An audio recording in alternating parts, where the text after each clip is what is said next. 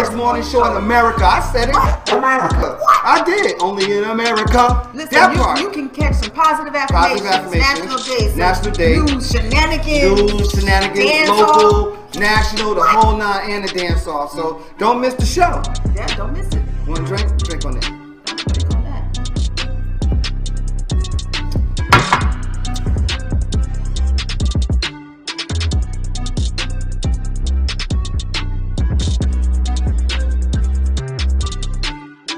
That's what it is. So that's how we feel. So you make sure that you tune in. That's how we feel. Made by Quezzy.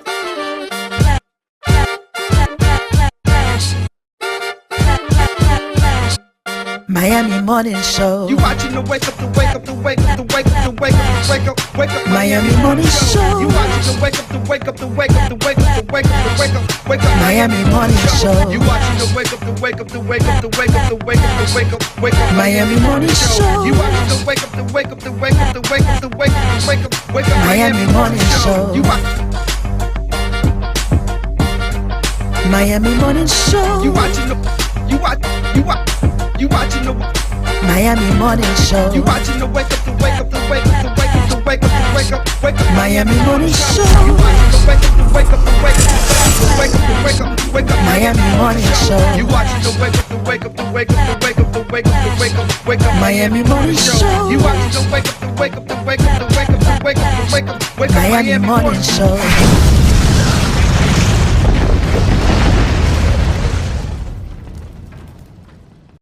Now time for positive affirmations.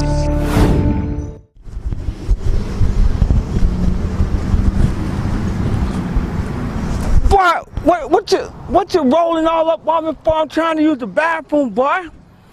I'm trying to, listen, this is Florida man, and then, you know, we got to talk about positive affirmation.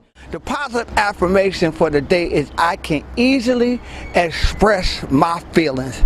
Say it with me. I can easily express my feelings. Now I want you to receive it. I want you to believe it so that you can conceive it. That part there, this Florida man with your positive affirmation. Positive affirmations.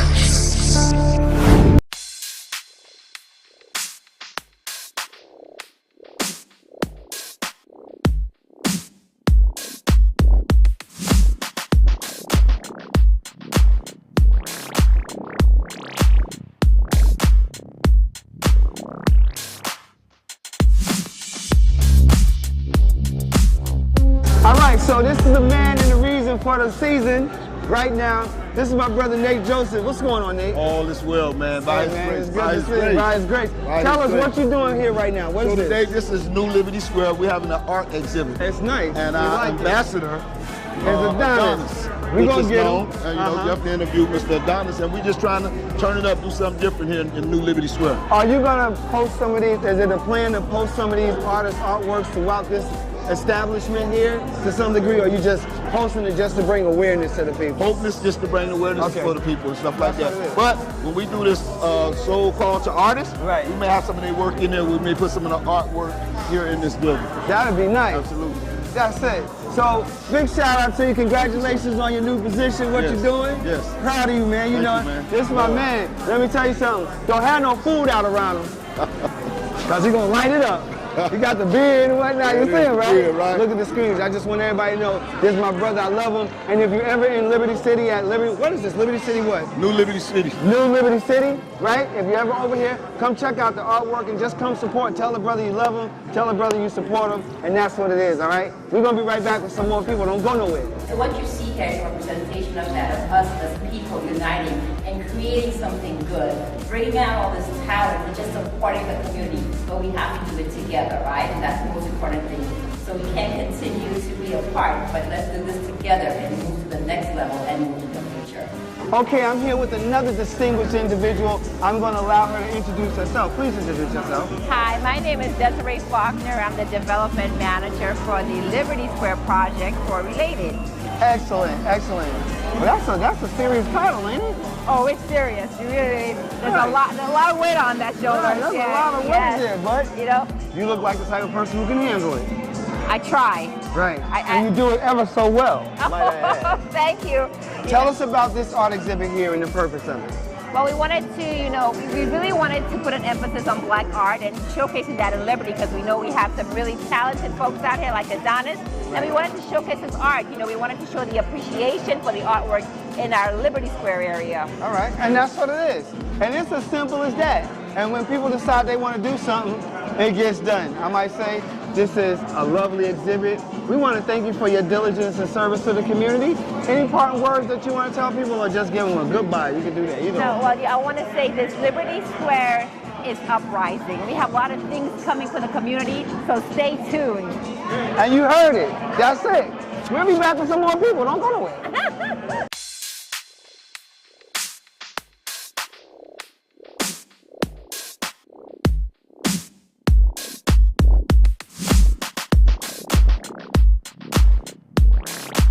Man, you know what it is, man. Come on, man. You know Look, I got to step down because, yeah. it's the gentle giant right here. Yep. You putting this on right now, I think is outstanding. Thank you. Big shout out to you, Yes, sir. brother. You Yes, know, I sir. love you. Love you too, yeah. You've been rocking for a minute. For a minute, yeah. Tell us the significance of doing this right here, right now. This show is important because this is a launch pad for what we're about to do. Right. We're going to beautify the whole community. Right. So this is the launch pad for it. And that's why we got to build our team to be very selective of, who we select. Right. And also so we want to have the team where different components, the moving parts can work together. Right. Right. That's what we're doing. Yes. And that's going to execute. Yeah. That's what Yes. it is. Anything you want to tell those people who are watching right now? I want to tell them I love them. I love all y'all. Keep supporting African-American entrepreneurship and also just continue to move forward because, the Bible says the first shall be last, the last shall be first. And I know what it is. So. We always show his work anyway because our studio is right by the wall, like we right there. So we always show Adonis's work. All right, we're going to talk to a couple more people because we in the building, baby.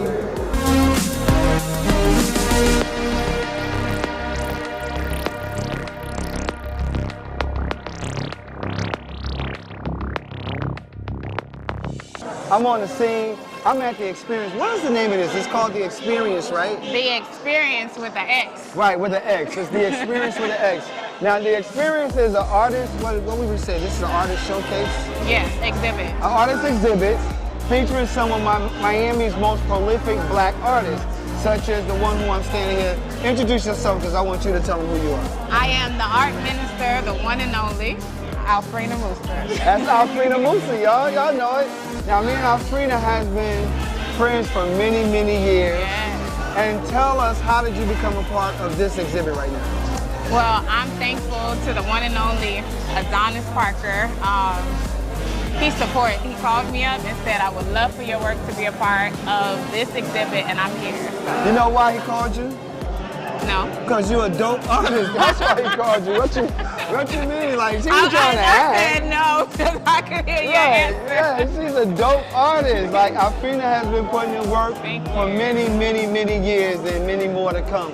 Tell us about the two pieces we stand around. This is your work right here. So we have legends. I love to do musical legends because I love art and music and God all together, if you know me. So this piece here is the one and only, you should know, Stevie Wonder. Yep. Stevie Wonder. You got all the keynotes and the records on there. And over here, we have our legend, Tupac, the one and only. And he's rocking that chain with Africa on it. Africa on it. Yeah, and this piece actually glows in the dark too, as well, if you turn off the lights and everything. There's many more around, but okay, now this is soul too. Okay, I'm trying to. Yeah. So that's what it is. We at the Experience with the X art exhibit. We're gonna talk to some more people, and this is your boy Andre Soul for EUTV on the scene. We'll be right back.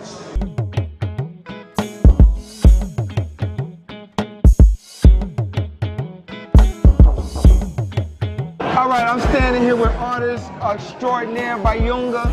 What's going on, brother? I'm enjoying the sights. It's been a minute since I've seen you. Too long. And I'm happy to see you. Likewise. Tell us, how do you feel about being part of this exhibit, and why is it significant to you? You know, I think what's even more significant for me is that this area has always been known for the arts. Right. Not particularly the visual arts. Right. But the Miami sound. Right. Is known to be birthed in this area. Right.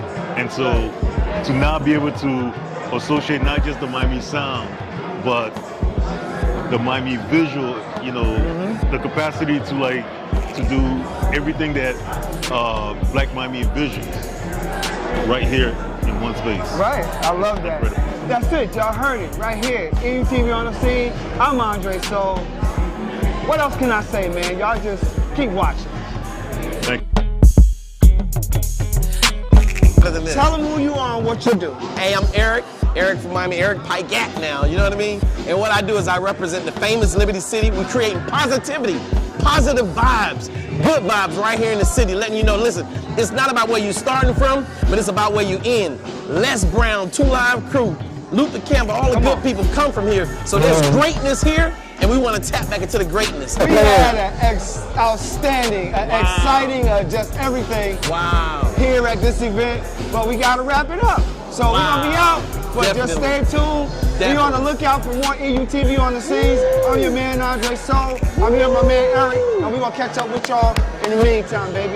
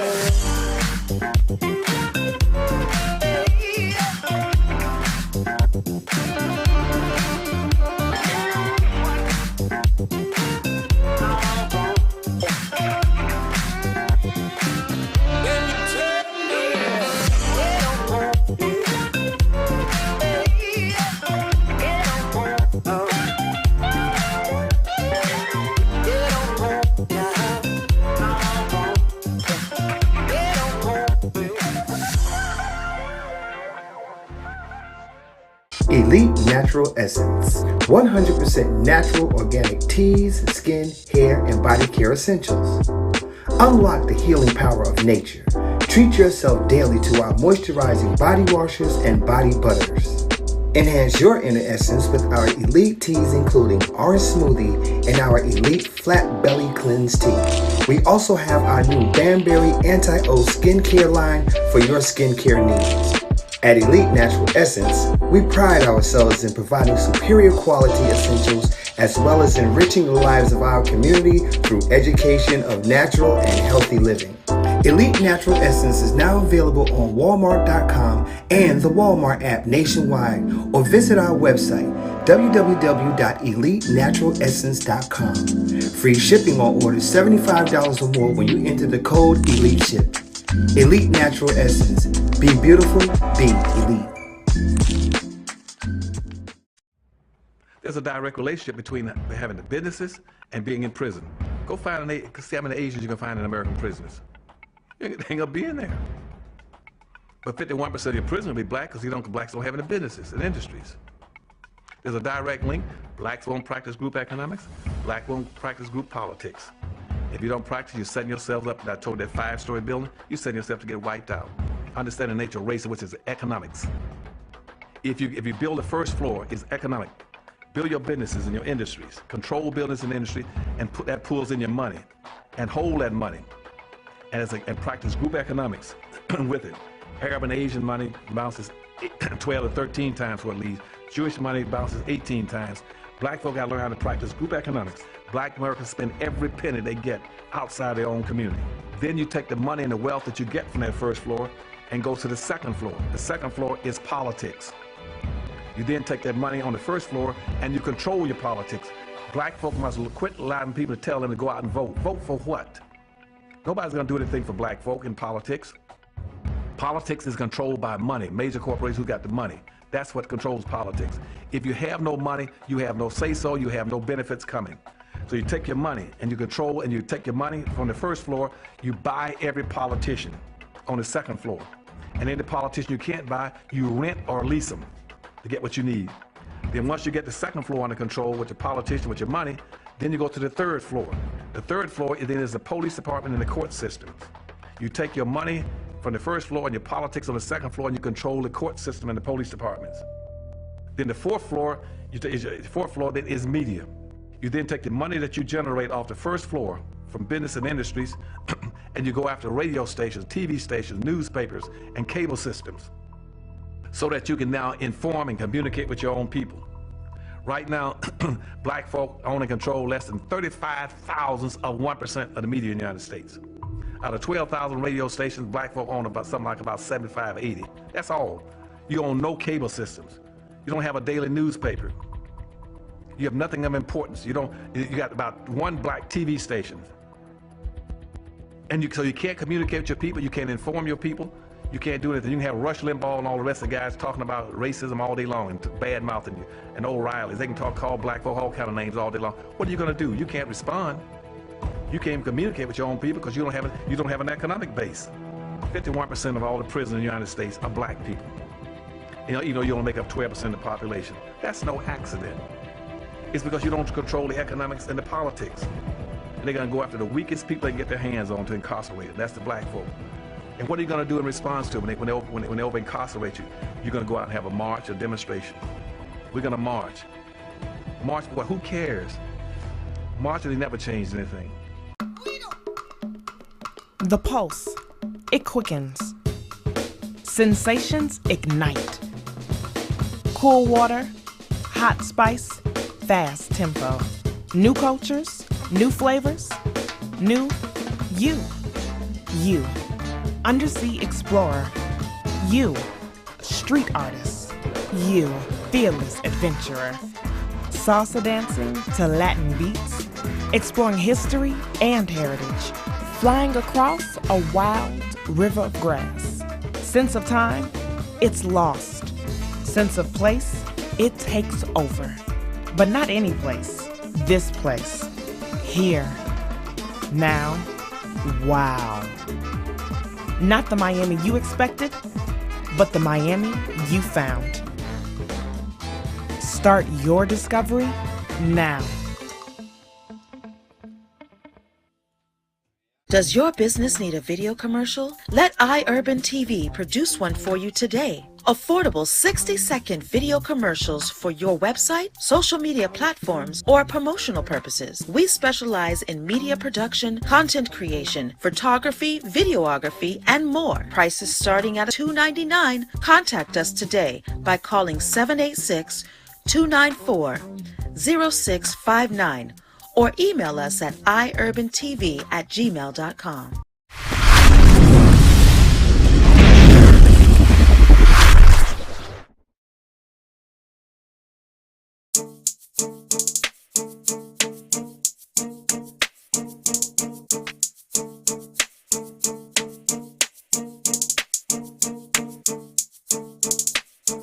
What's going on, everyone? This is your main guy, Andre Soul of iUrban TV, WUMMS, House of Soul, you name it. I'm all around in the community.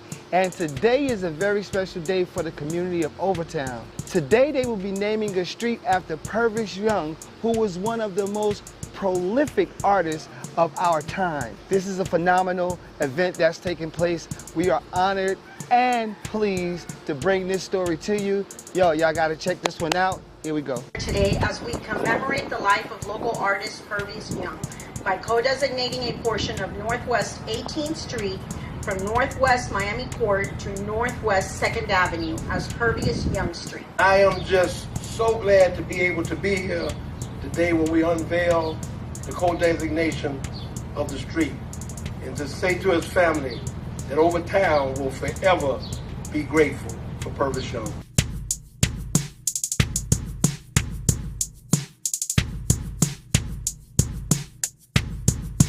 3, 2, 1. Oh!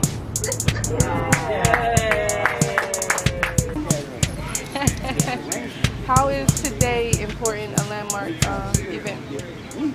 Today is one of those moments where you want to pinch yourself that I have the opportunity to recognize Purvis Young and the work that he did in our community is an honor. It's a privilege to be able to do so, and that this co-designation of the street being named in his honor will live on in perpetuity, and small children, people who have known Purvis will be able to look and say, hey, that's Purvis Young Street. That's a sense of pride that we are restoring to our community little by little by recognizing giants like Purvis Young. And you see his beautiful mural behind us, and there's just more of that to come for our community. Purvis was always, if you look at his work evolved when they were doing the I-95 renovations and they were knocking down tenements. He chronicled what was happening in his community at the time. So when you go look at the the mural at 79th Street, you see the construction, I-95 being constructed. So he paints a lot of bridges, he paints a lot of trucks. You see a lot of construction workers. And in the early 80s, when they had the riots in Miami, he paints you see a lot of tenement buildings and the crowds and fires. And so he was a student of history. That was one of his favorite TV shows. And that was reflected in his work. Today is a very important day for Purvis and his family and all people that knew Purvis, because he was very part of the historic black community and black archives, and just a historic day because he's made history. He's always wanted to be an artist. He thought that his paintings were masterpieces. His main goal was to go to Paris and exhibit his artwork in Paris. However, he never made it there. So How long were you friends with him? I used to work for the county, so on my way to the county, I would buy a piece of artwork, go to the ATM machine and buy a piece, and I became so addicted that I got to know him, and just grew. Friendship grew. So I was very proud of that.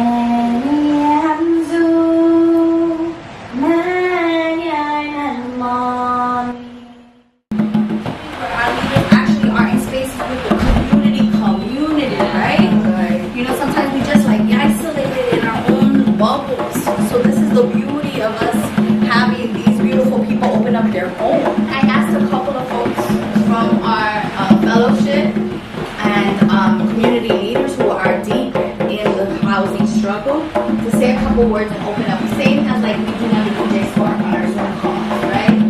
The prompt is, right, it's simple. It's like, what's heavy on your shoulders right now about housing?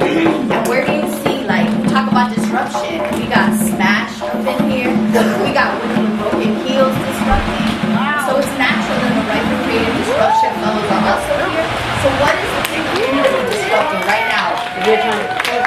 system and break down these walls, right? And our whole entire sort of theory of change is that we want community control and community ownership of resources. That starts with the land, but it also is our renewable energy, it's the jobs in our community, and we want to build, we want to own, we want to build and maintain our own blocks. So right now, Push Buffalo started with 20 blocks.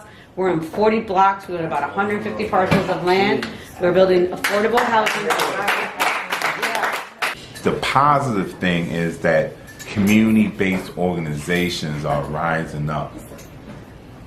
We have Dot Not For Self is a group of community-based organizers against development.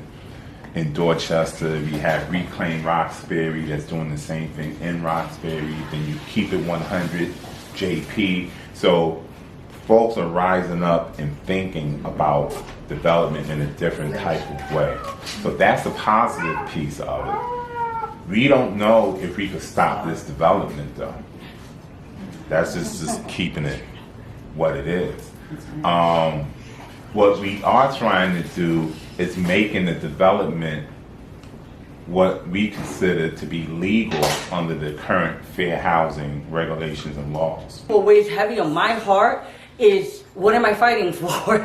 You know, what are we fighting for with our neighbors? What are we trying to protect? Because with Ironbound, one of our biggest housing struggles has been around public housing and trying to maintain our public housing. There are 10,000 people on the waiting list for public housing.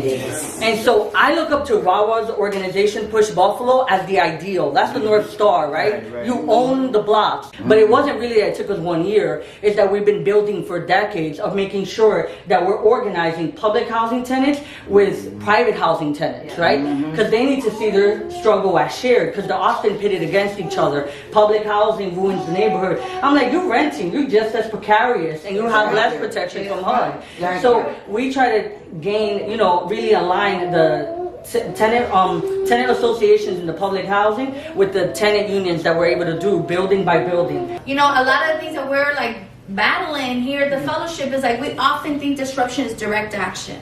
Going out to the streets, you know, contesting that way. We need that. That's a tactic. That's not the strategy.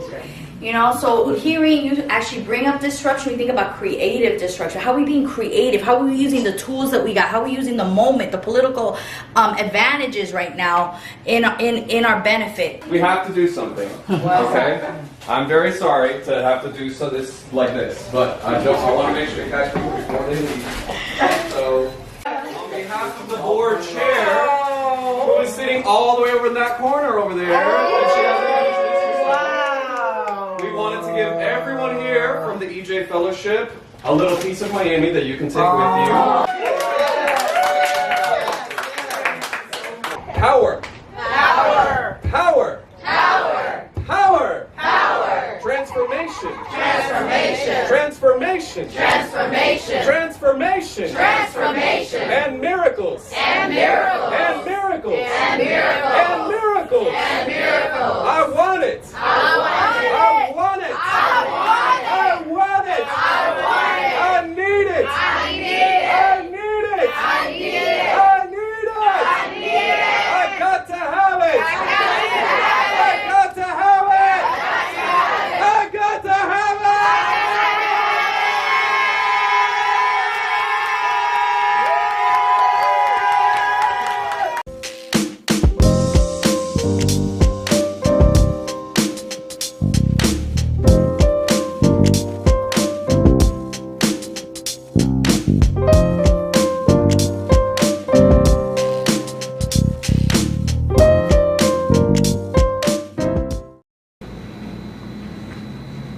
Miss Pinkney, how are you? I'm fine, thank you. Tell us a little bit about yourself and where you're from and where you grew up and what was it like at that time? I'm from Miami, Florida. I was born in Overtown.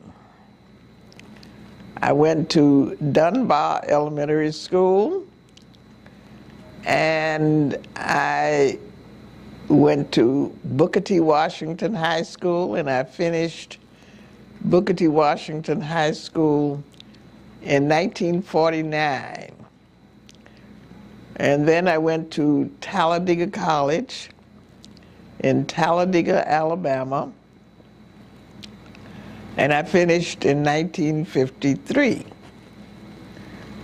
And then I went to Chicago, Illinois. I worked as a group worker in Chicago. I stayed there for 2 years and then came back to Miami and began a teaching career at Dorsey Junior High School, where Mr. Samuel Coyne was the principal. He was the one that hired me.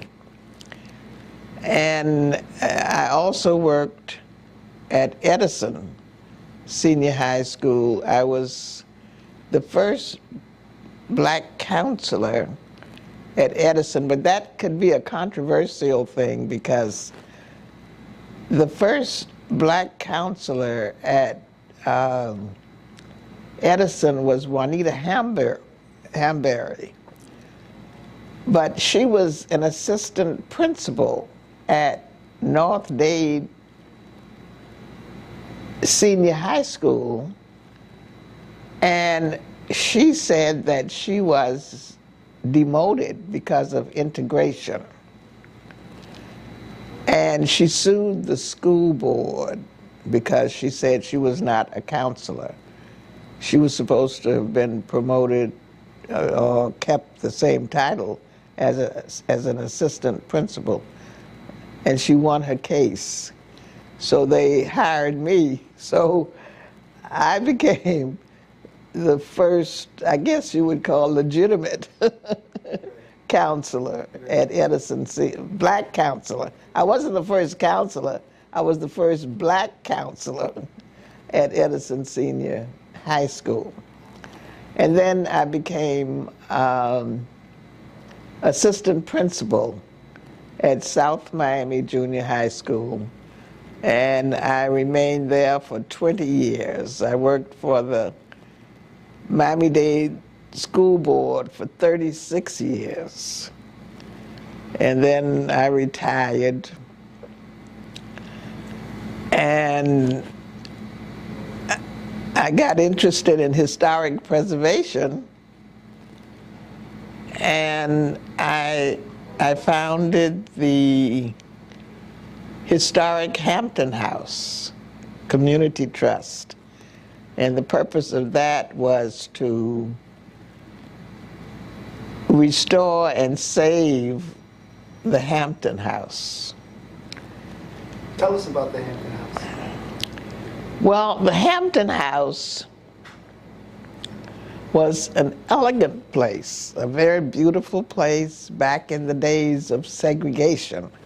It was the place of choice where people from all over the country, entertainers stayed here, dignitaries stayed here, and they just had a good time here. There was good entertainment, good food. People just enjoyed the ambiance and the atmosphere of the Hampton House. The Hampton House was owned by a Jewish couple, and they saw the need to have a place where black people could enjoy themselves in a first-class place. And so this was the place, the hotel, whenever Dr. Martin Luther King was in town, he stayed here. Muhammad Ali stayed here. Malcolm X stayed here. Jackie Robinson stayed here. Nancy Wilson, the entertainers like Nancy Wilson and others stayed here. We have videos of their being here. Dr. Martin Luther King said version of his I Have a Dream speech here at the Hampton House before he said it in Washington, D.C., in the March on Washington. And Muhammad Ali had his victory party here when he beat Sonny Liston. And Malcolm X proselytized Muhammad Ali to the Muslim faith here at the Hampton House. So there was a lot of historic things going on, as well as the entertainment.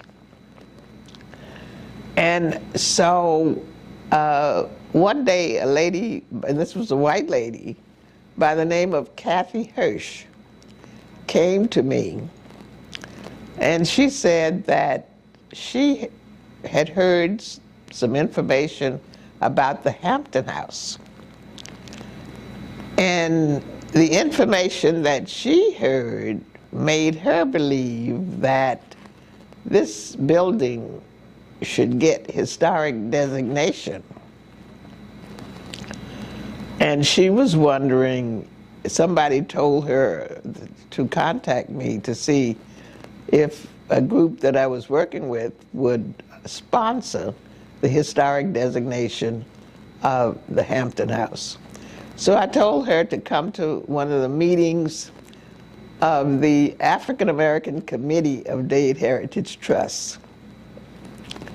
And she came to that meeting. She had 3 videos, one about the Hampton House, and well, all of them were substantiating, actually, that the Hampton House needed historic designation.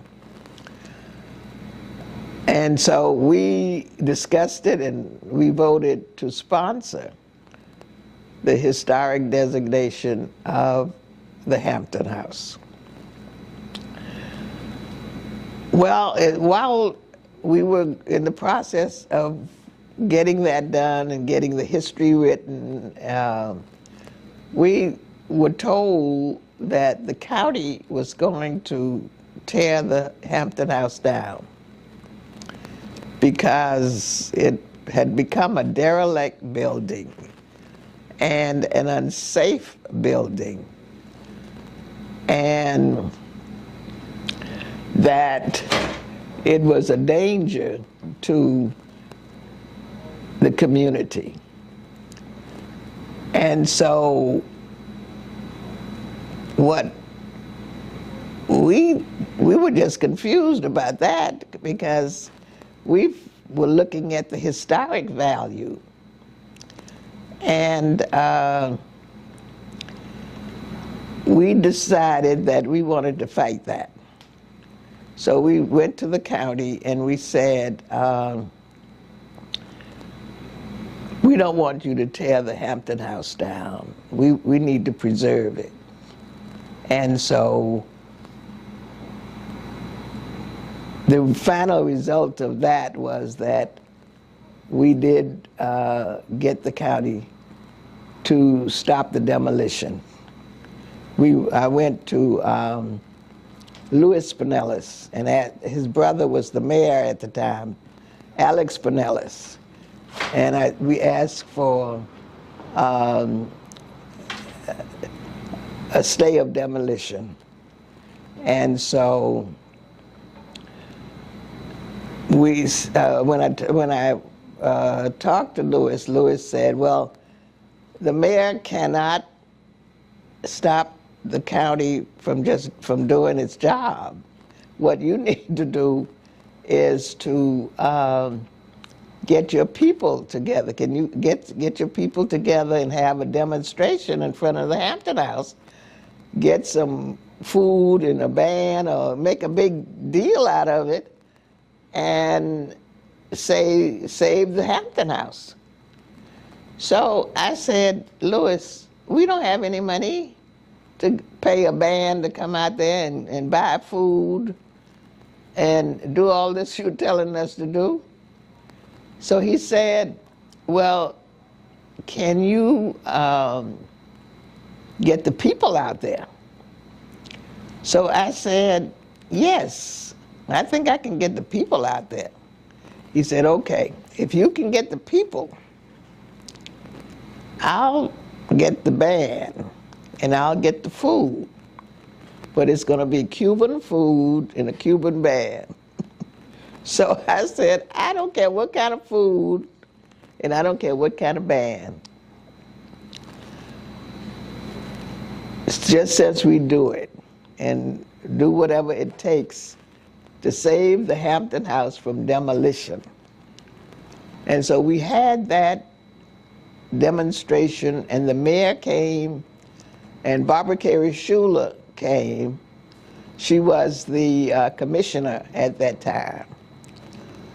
And so we got the mayor to say that they were going to do a stay of demolition for the Hampton House. And so then people started saying, well, how are you going to restore it? Where are you going to get the money from to restore it? So I said, well, we don't have any money. So somebody told me about the general obligation bond program. And they told me to apply to try to get some money to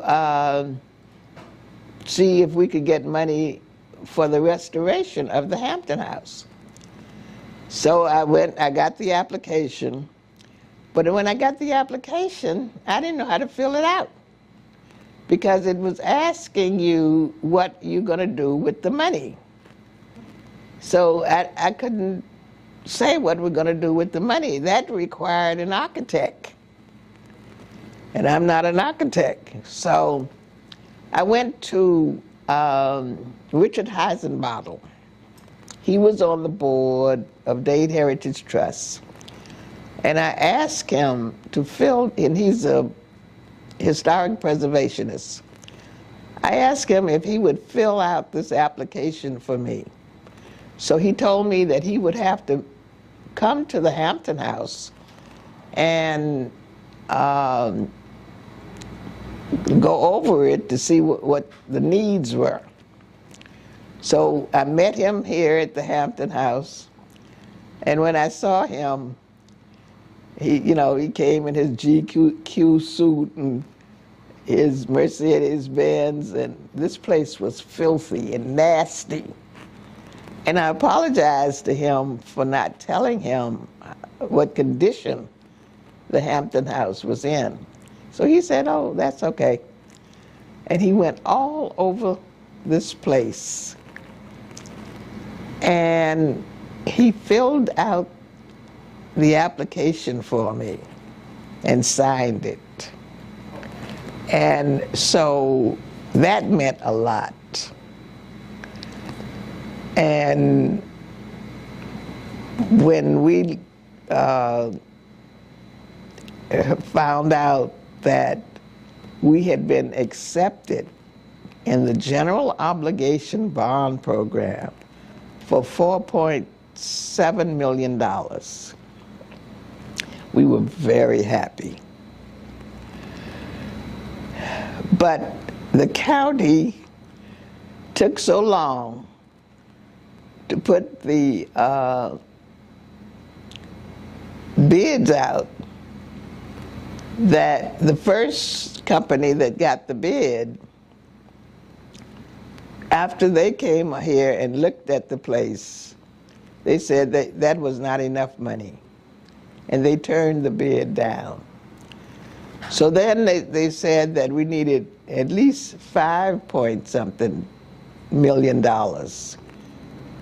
because the place was in such a bad shape. So then the county put the bid out again, and that was for $5-point-something. I don't remember exactly what it was, but anyway, another company got the bid, and when they checked it out, they said, that's not enough money, we can't do it for that. So they turned it down. So it's the second time it's been turned down. By this time, Commissioner Edmondson was the county commissioner for District 3. And they said that it would take $6-point-something million in order to do it, a portion of it, because the building still is not completed, but at least it's usable. And so Commissioner Edmondson was in fact, she was the one that got the 5-point and she got the 6-point. And so she got the money that we needed in order to start the construction of the restoration. And I'm ever grateful to her for being able to do that. So it took, I started working on this in 2001, and we were not able to get into the building until 2015. So it took that long for us to, and we had so many people who came and wanted to help, but then they got tired because nothing was happening, and they were saying, well, it's never going to happen. They had given up. There were so many people that gave up. But, you know, I just felt that God was going to come through. I had faith in God, even though many times it looked like nothing was happening and people got discouraged. But, you know, I just kept the faith. And so we have come to where we are now and what you see here now. And we still have work to do, because on the second floor, we are hoping to get a dance studio and a recording studio. That has not happened yet, but we're still working on that. So we still have some work to do. But I never give up, because I keep the faith. And the Hampton House is one of the projects that I've worked on, as well as the Lemon City Cemetery. Tell us about the Lemon City Cemetery, right quick, and your involvement in that. And why did you become involved in that? Well, with the Lemon City Cemetery, someone who worked for the county called me and said that they were going to build 3 affordable housing units on this property, and they're digging up and they're finding human bones. And nobody knows anything about it. And they believe that it's a cemetery. So, and you know, something needs to be done. Well, the city of Miami had given these developers permission. They had all their permits and everything to build these 3 affordable housing units on this property. And so they were saying, you know, they weren't sure that they were human bones. And but then the medical examiner said they were human bones and that they were black people. So I really didn't want to get involved in that, because I had enough problems dealing with the Hampton House. But there were people who said that they felt that I was the only person that could really do something about it, because they felt that it should be stopped. And these developers have a lot of money and have a lot of power, and it's going to be difficult to stop that. So we had to prove that it was a cemetery. I received a list of 523 names from Larry Wiggins, a genealogist, that proved that this was a cemetery, had the names of people there. And so I said, it's a cemetery. We can't have people building on a cemetery. It's a disrespect to the dead. Well, one building was almost halfway up. And so what actually happened was that building, there was a compromise, and that building was finished. But I said, you got to move these other two buildings. You cannot put those other two buildings on that property. And as we were working on moving the two buildings, I was getting telephone calls from people saying, could you look up look on the list and see if my grandparents are there, or, you know, people wanted to know if they had relatives buried there. And I was, one of the times that I was looking for, I think it was Dr. Hollington Hanna, and I said, well, he said he wanted to know if his grandfather was buried there. And I said, I'll look and see. And I was looking. I said, well, what was his name? He said, James Cunningham. So I'm looking in the C's, and I find John Clark. John Clark was my grandfather. And I said, John Clark? That was my grandfather's name. And I'm looking at the information there, and where it said spouse, it said Melvina Clark. That was my grandmother. That's who raised me. And I did not know that my grandfather was buried at the Lemon City Cemetery.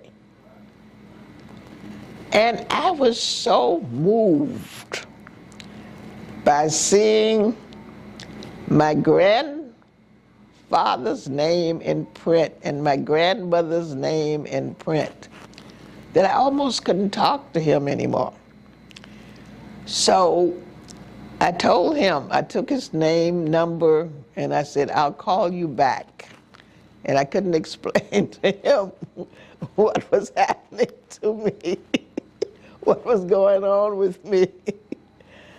And so I did that.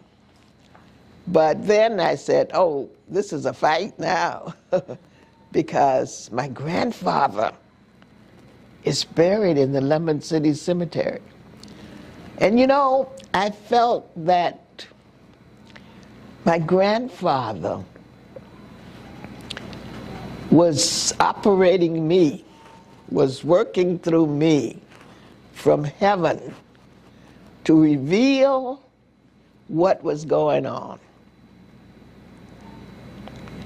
And we came to a compromise, and they moved the other two buildings to someplace else. And they made the space a memorial garden.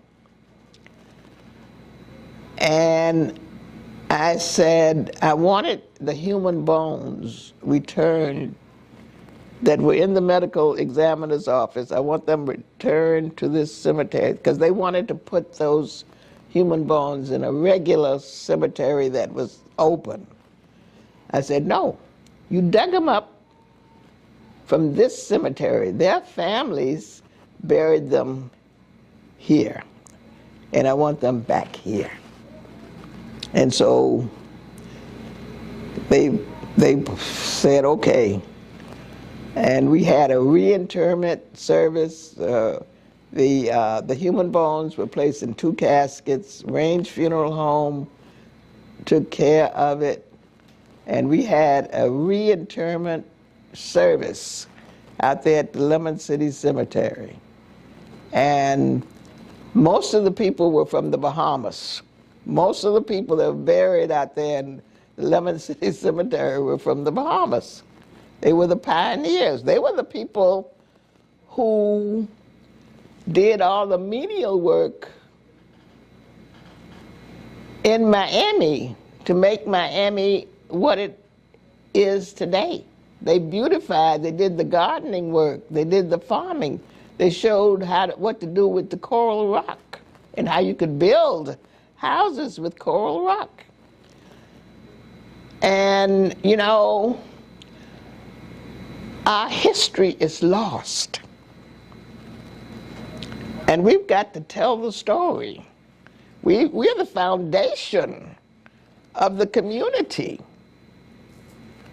And nobody knows it, and it's not respected. So we need to learn our history and to tell our history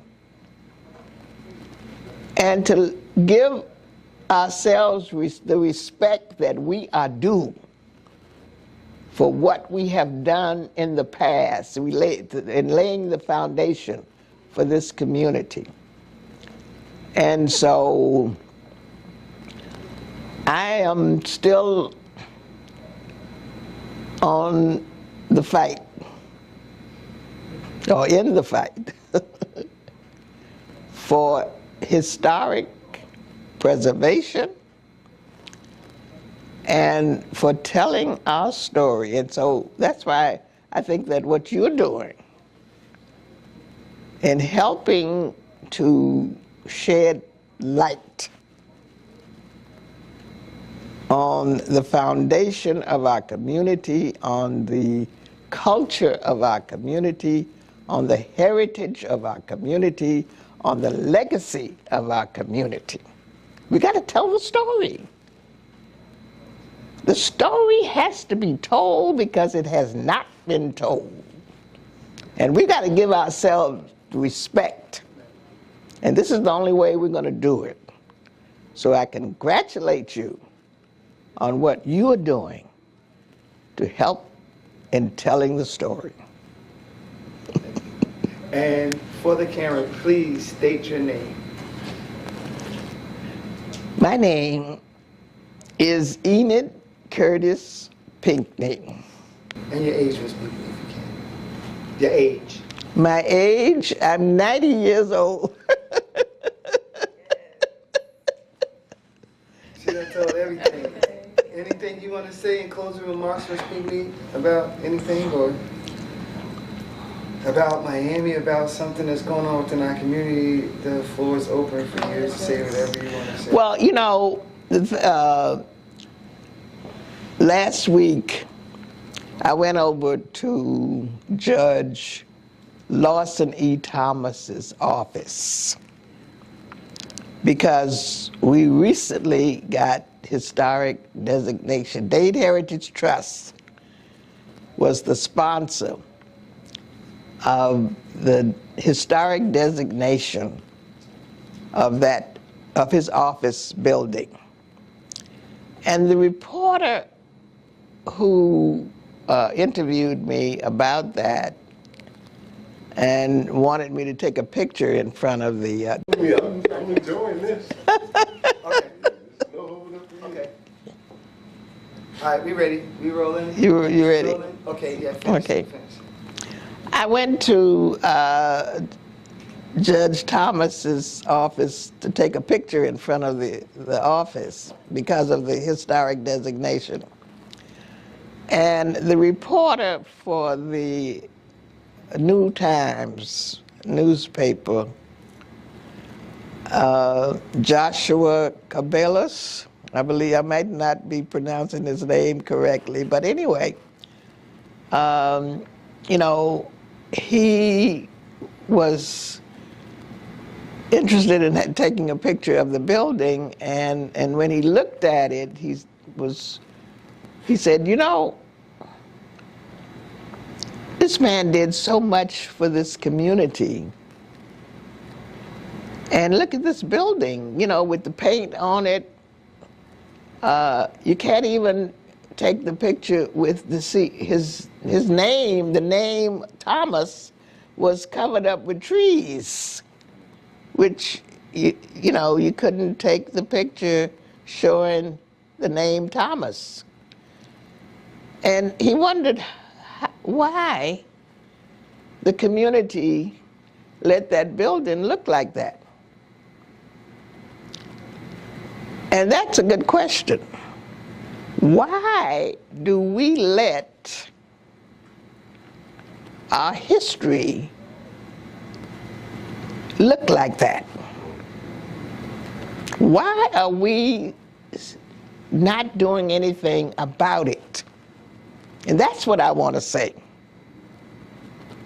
That's the question that I want to ask people in Miami. Why are we not respecting our history? Why aren't we not doing more about shedding or spreading our history so that the young people can understand from whence they have come? And I want somebody to answer that.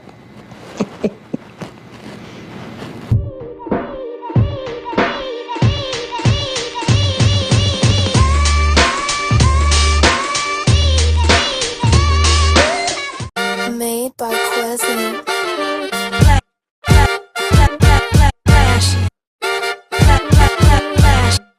Miami Morning Show. You watching the wake up, the wake up, the wake up, the wake up, the wake up, the wake up, wake up. Miami Morning Show. You watching the wake up, the wake up, the wake up, the wake up, the wake up, the wake up, wake up. Miami Morning Show. You watching the wake up, the wake up, the wake up, the wake up, the wake up, the wake up, wake up. Miami Morning Show. You watching the wake up, the wake up, the wake up, the wake up, the wake up, the wake up, wake up. Miami Morning Show. You Miami Morning Show. You watching the Miami Morning Show. You watching the wake up, the wake up, the wake up, the wake up, the wake up, the wake up, wake up. Miami Morning Show. You watching the wake up, the wake up, the wake up, the wake up, the wake up, the wake up. Miami Morning Show. You watching the wake up, the wake up, the wake up, the wake up, the wake up, the wake up, wake up. Miami Morning Show. You watching the wake up, the wake up, the wake up, the wake up, the wake up, the wake up, wake up. Miami Morning Show.